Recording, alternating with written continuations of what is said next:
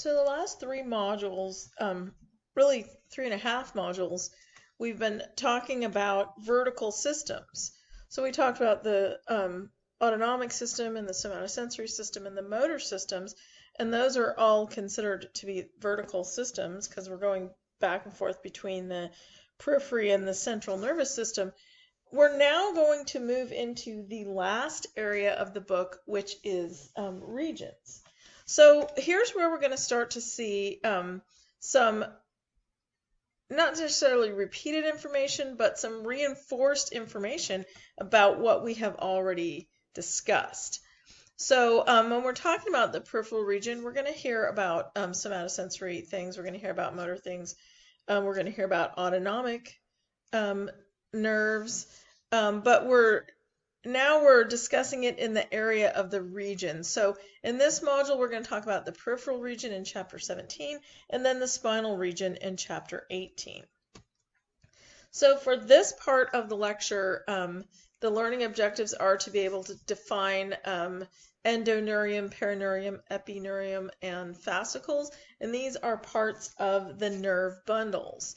And then I want you to be able to list the 4 major nerve plexes and which parts of the body they innervate. So each nerve plexus, which we've talked about a little bit in other classes in kinesiology, we talked about the brachial plexus and the lumbosacral plexus, which parts of the body they innervate. So those nerves that go out from the spinal nerves into the plexes, they separate out into peripheral nerves, and those go out and innervate the different areas of the body. So the peripheral nervous system includes all neural structures that are distal to the spinal nerves. And it includes axons of sensory, motor, and autonomic neurons, along with the specialized sensory endings that we've talked about, and the entire postganglionic autonomic neuron system. Those all form the peripheral nervous system. So examples of peripheral nerves include the nerves we've talked about before, median nerve, ulnar nerve, tibial nerve, obturator nerve, femoral nerve, all those different peripheral nerves that we have talked about before. And then the autonomic nervous system, which we talked about in Module 3.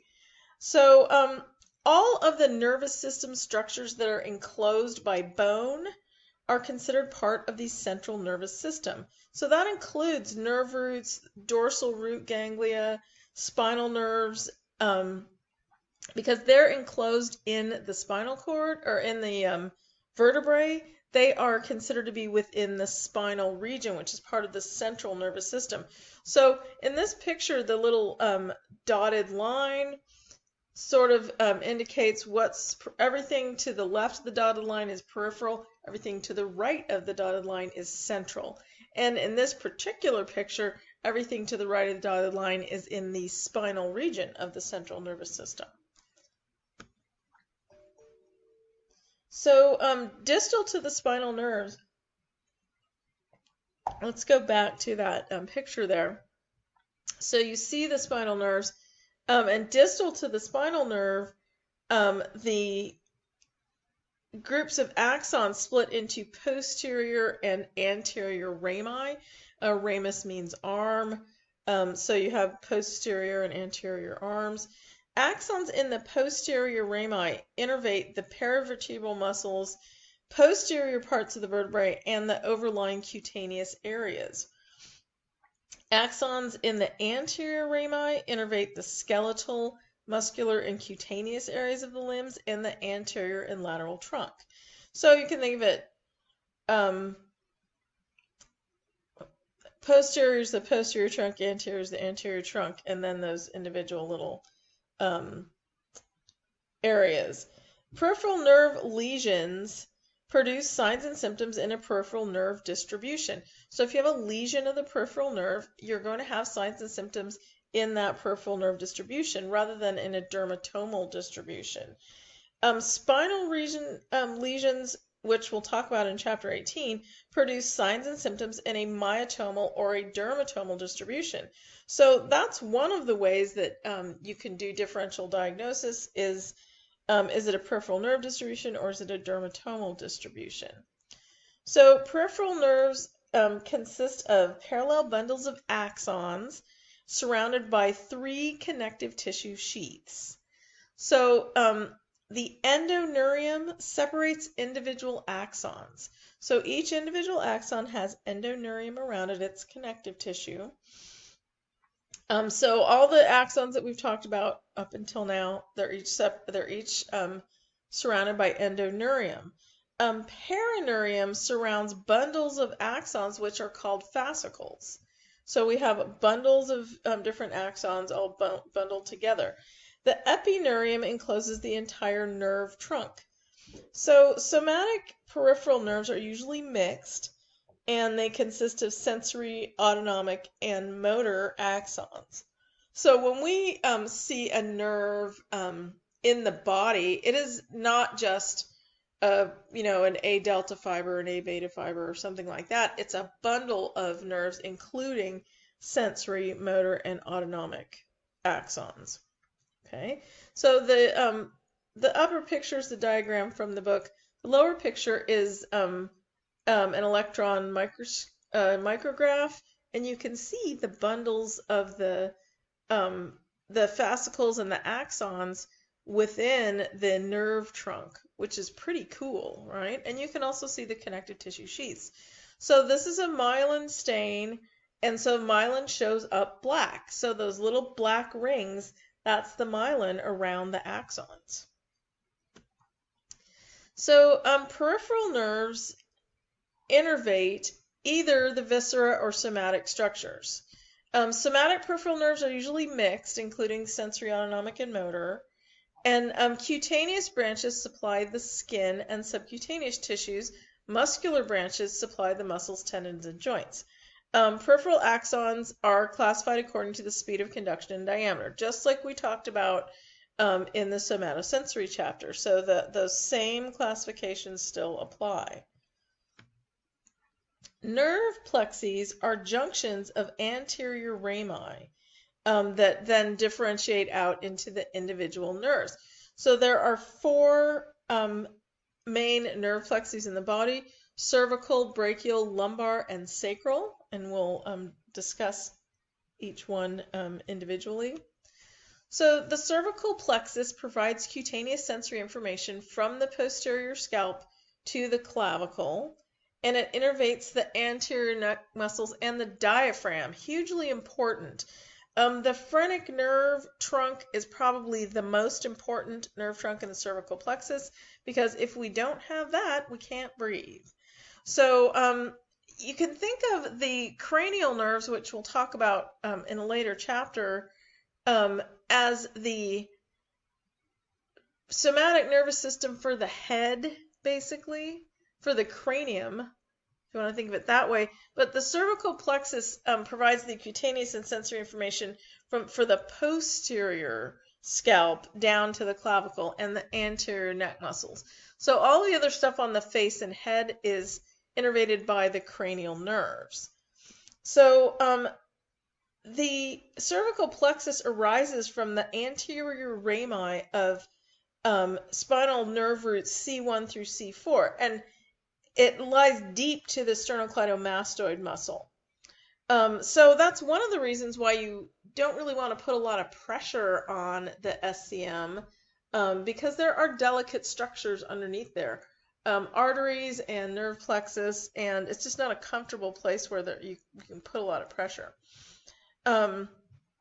The phrenic nerve, the cell bodies are in the cervical spinal cord in C3 through C5. It's the most important single branch from the cervical plexus because the phrenic nerve is the only motor supply and the main sensory nerve for the diaphragm. So hugely important. The brachial plexus innervates the entire upper limb. It's formed by the anterior rami of nerve roots C5 through T1. The plexus emerges between the anterior and middle scalene muscles and passes deep to the clavicle. And then it enters the axilla. In the distal axilla, the axons from the plexus become the radial, axillary, ulnar, median, and musculocutaneous nerves, which we've talked about before in kinesiology. The entire limb is innervated by the brachial plexus branches. The lumbar plexus branches innervate the skin and muscles of the anterior and medial thigh. And the lumbar plexus is formed by the anterior rami of nerve roots L1 through L4. The plexus forms in the psoas major muscle, inside the muscle. The branches of the lumbar plexus innervate the skin and muscles of the anterior and medial thigh. A cutaneous branch from the plexus, which is called the saphenous nerve, continues into the leg to innervate the medial leg and foot. But most of the rest of the lower leg is innervated by the sacral plexus. So the sacral plexus innervates the posterior thigh, most of the leg and foot, and it also contains parasympathetic axons. The sacral plexus, unlike other plexes, the other plexes contain sympathetic axons in addition to the somatosensory and somatic motor axons. The sacral plexus contains the parasympathetic axons in addition to the somatic axons.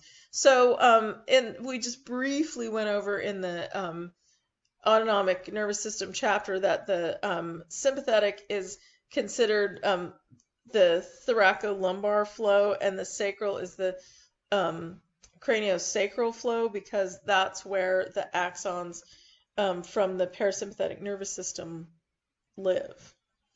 So branches of the cervical, brachial, and lumbar plexus provide sympathetic innervation via connections with the sympathetic chain.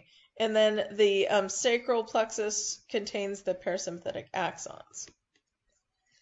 So nerves have to move in order to be healthy. Movement optimizes the health of nerves by promoting blood flow throughout the nerves and the flow of axoplasm through the axons. So we've got these hugely long nerves, and we have to have that axoplasmic transport going on. So if the nerves don't move, the axoplasm becomes thicker and doesn't flow as easily, and it slows down that axoplasmic transport. So movement causes the axoplasm to thin and flow more easily. It's sort of like motor oil, if you want to think of it that way.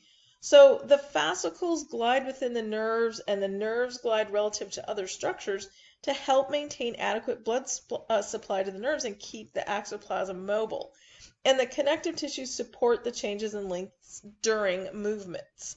So the discussion board this week is about nerve tension.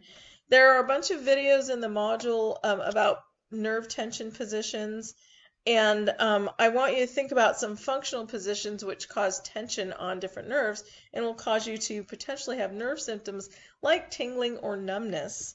If you're one of those people that sleeps with your arm under the pillow, which, arm extended under the pillow with your head on it, a lot of times you wake up with a numb hand. There's nothing wrong with you, you're just compressing your brachial plexus.